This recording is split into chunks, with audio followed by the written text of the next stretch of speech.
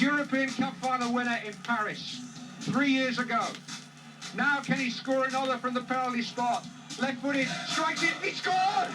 Alan Kennedy has won the European Cup for Liverpool again! We're never gonna stop.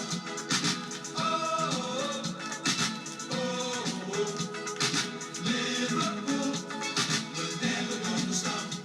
The success story continues. New records are created as the Liverpool Roadshow goes on and on. 2 major trophies a year have become rather commonplace at Anfield. At the start of the 83-84 season, Joe Fagan took over as manager, perhaps with the attitude, well, why not make it 3? And indeed, that's what happened. Even those who thought they'd seen it all before had to marvel at their own success. Phil Neal, who won his record 7th championship medal and set Liverpool on their way to a 3rd European Cup victory. I don't think I appreciate it. I'm sure that I won't do until I actually kind of finish playing, Clive, that really what you accomplish, it's like climbing Everest 3 times in a year. Out to Lee on the right-hand side, midway inside the Roma half of the field. Johnston curled in with the right foot towards the far post. Ronnie Whelan arriving, Tancredi made a bit of a meal of it. It's not cleared yet by Benetti. Phil Neal with a chance, he scored! Phil Neal has put Liverpool in front. A glorious early tonic for the Reds. And Neal, who won the match in 77 with a cool penalty, somehow popped up there on the edge of the 6-yard box as Tancredi, the goalkeeper, flapped it across.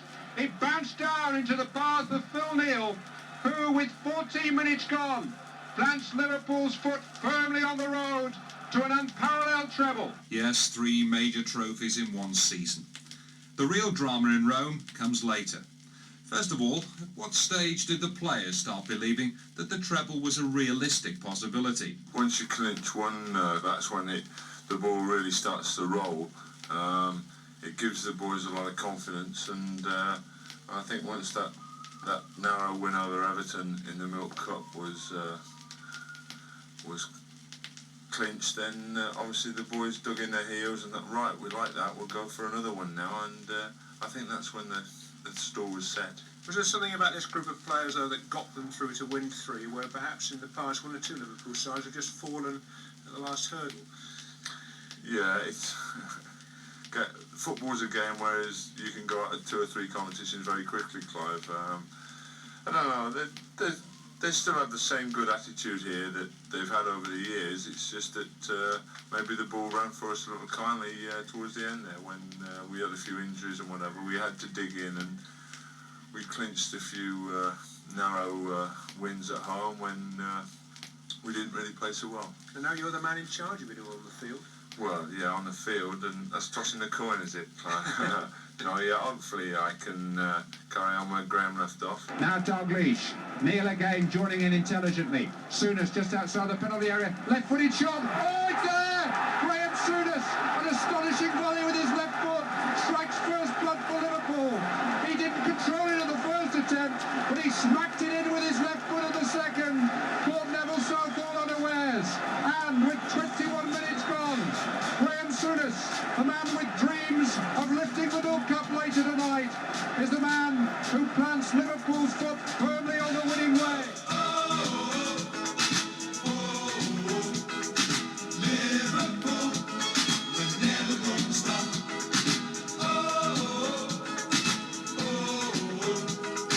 Liverpool, we're never gonna stop. With you all behind us, we just can't go wrong. Shaking hands with Jack Dunnett, the Football League president, and clearing the stage for Graham Souness to be presented with the new Cannon League Championship trophy, paraded to the Kop. My word, they've seen some silverware in the last 10 years. 23 major trophies Liverpool have won in that period. The first side for almost 50 years to win 3 championships in a row. And Graham Souness hands the trophy to Joe Fagan. What a year it's been for him.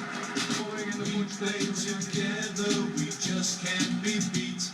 Shout no surrender, don't mention defeat.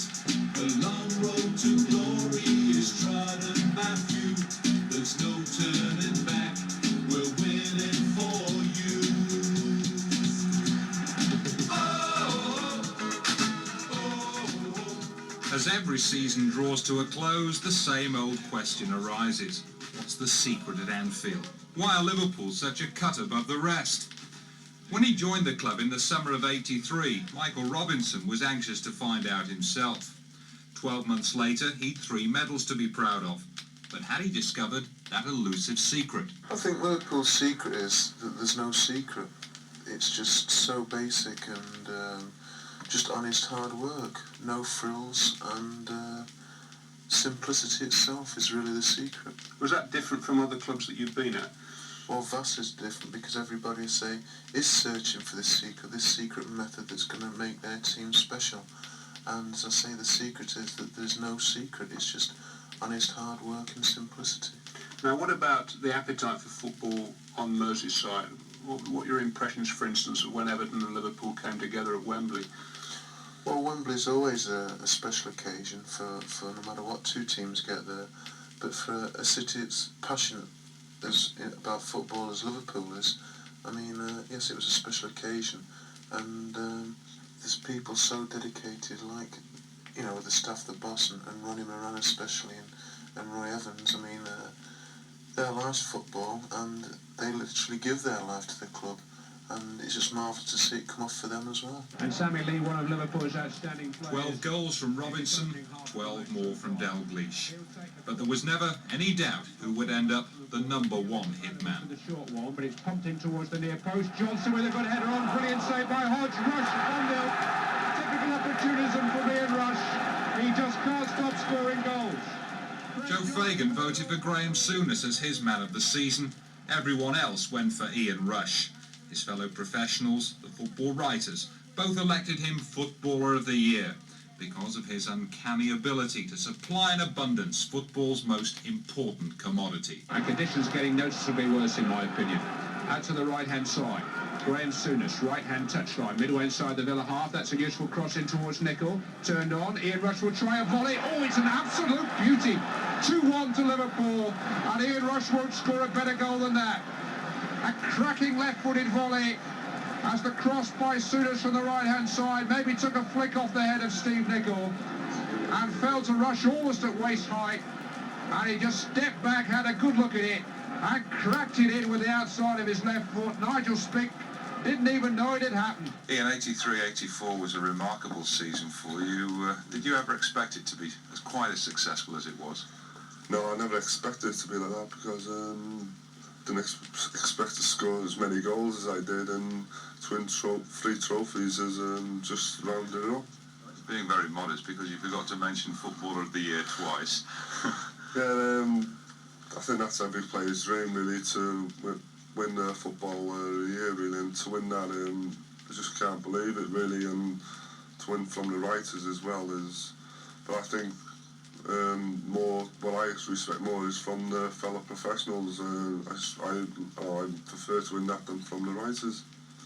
All these accolades seem a hell of a long way from Sealand Road, Chester, where you began your career. Yeah, I seem to have won everything last year. Say Chester had an awful season, so I have come on a lot really, and Chester have gone down a bit, but I still look for the results, and I think they'll do quite well this year. Were you always a goal scorer from the very early days when you started playing football? Yeah, I've always scored goals really. Even when I was 11, I scored 72 in one season, so I'm looking to beat that now really. But I've always scored goals really, and it's just like come natural really. Do you set yourself targets? No, I don't set myself targets. I just want, the only target I set for Liverpool is to play in every game and hope that Liverpool win at something at the end of the season. And if I've done that, I think I've done quite well. I think one of the things which you succeeded in doing last season was exploding the myth that you can't head the ball. Yeah, I still can't head the ball really, but the goals in my head just seem to be going in. I scored 12 last year in my head, and just can't believe it really. I think that was the main thing why I scored so many goals last year. I scored 12 in my head, where the previous season before I've only been scoring 2 and 3, like, so it has come on a lot, but I still think I've got a lot more to improve. David Hodgson supporting him just behind, got a chance to run now the full-back and cross. Hodgson edge of the penalty area, chipped in, Ian Rush, 1-0 to Liverpool, just the start they needed. Hodgson back in the side, provided the cross. Ian Rush, well, we used to say rare-headed goals, but they're becoming ever more common. Number 31 of the season, and it could just push Liverpool on towards Wembley. Are there goals that really stand out in your memory when you look back to the 83-84 season? I think the one against Dynamo Bucharest, really. That's the first one. Yeah, the first one, really, because I think what we needed to do was score a goal, and their heads went down when we did, so to get us, really, what it did was got us to the final, really. Whelan, Johnston, Rush and Dalglish all inside the 18-yard box. Phil Neal is there for the short one. Sammy Lee, who took a little bit of a blow there from Marine as he cleared for the corner, will take the corner on the right-hand side. Curled in towards the far post. A little bit too far for Whelan that time. Headed cleared by Dragnia. Back in there by Souness. Here's Rush inside the penalty area. Great chance for Ian Rush. Chip to the far post. He scored! Ian Rush with an absolutely vital goal for Liverpool, which puts them firmly on the way back to Rome. 10 minutes gone. And Ian Rush's 100th goal for Liverpool could well be the most crucial that he's ever scored. Of course, there was a header, a very valuable header in Bilbao as well, which seemed to take about 5 minutes to cross the line. Certainly where I was. Yeah, that was because I can't head the ball, really, but that was most probably our hardest game in the European Cup before the final, really, because they come here, defended well, and what they tried to do over there was just try and sneak a goal, but we managed to get that, and they were most probably our most difficult opponents in the European Cup. It's about 15 yards inside the Bilbao half. Souness takes it short to Hansen. Just drifting forward again. Pitched into the corner for Alan Kennedy on a run. Down by the corner flag. Turns inside Ukiaga. Now in towards the edge of the penalty area. In towards Ian Rush with a downward header. Yes! Ian Rush makes it 1-0 for Liverpool. Brilliant header. Following up his goal-scoring feats against Luton on Saturday with a goal even more valuable. Lovely cross by Alan Kennedy. He turned inside Ukiaga and delivered it perfectly onto the head of Rush with the right foot. And Ian Rush with as correct a header as you could ever hope to see in any coaching manual. He got above it, directed it down past the goalkeeper, and it bounced up into the roof of the net. Ian Rush scored his 11th goal of the season. And of course, in one match, you actually succeeded in getting 5 goals. That was against Luton. Yeah, I wasn't going. All I remember is that I wasn't going to play before the game, and the manager asked me to play, and so I said yeah. And I just went out, and everything I seen to it, and just seemed to go. I think he only had 5 touches and scored 5 goals, really. So I couldn't do nothing wrong that day, and I was really pleased. Kennedy back to Hansen, into Ian Rush, poked on again. Graham Souness, saved by Seeley. Rush shot it, yes. 5 for Ian Rush and 6 for Liverpool. And Ian Rush rounds off a truly remarkable afternoon for him by scoring his 50th league goal for Liverpool. He's blasted one in on the volley, he's headed one, he's taken 3 opportunist goals, and really this is an all-round marksman of the very highest order. The goals of Ian Rush, which during the summer prompted the Spanish giants Barcelona to consider a bid of around £5 million. Then the Italian club Napoli put in excess of £4 million on the table. Liverpool turned them down. I wouldn't like to leave Liverpool, but when someone comes in like that, you got to think twice, and so it's very disappointing for them from the players' point of view, and I don't like it really like that, but it's the way things are run, and you just got to accept that now, and I've got to accept that I'm at Liverpool now, and I've got to go out there now this season, and if I have a bad season or something, people might not want to know me, but I've got something to do now, so the incentive anyway to do well this year. I mean, whatever you were to do at Liverpool, you couldn't possibly better the sort of the financial aspect of that move, could you? No, you couldn't, because I think you're talking telephone numbers, what they were doing, and just can't do nothing about it. Liverpool can't do nothing about it, but see, I've been secure for life now, and I'm only 22, but I've got to work for the next few years to try and get that offer again, and if it comes up again, maybe things might change, but Liverpool could never match that really, but you can see their point of view, and Liverpool, I've got a good contract at Liverpool anyway, so I've got to keep going. £4.5 million. It's mind-boggling, isn't it? Yeah, it's mind-boggling. Yeah, but I say it's over with now, and I just like to forget it now, really, and get on with me in the game. Are you confident that you'll be able to keep scoring goals at the rate that you have been doing? Yeah, I still think I can score goals if I'm with the right team, and I still think Liverpool are the right team in Britain, and they've got the best players in Britain, so I don't see no reason why I should stop scoring now. Right-footed, beats the goalkeeper, and a memorable hat-trick for Ian Rush. 2 goals in the closing 3 minutes of the first half. Now another 10 minutes into the second. Its goal-scoring feats go on and on. 30 in the league this season. No player has done that in the first division since Bob Latchford for Everton. And a standing ovation all round the ground, because he's now equalled Roger Hunt's league goal-scoring record in a season for Liverpool since the war.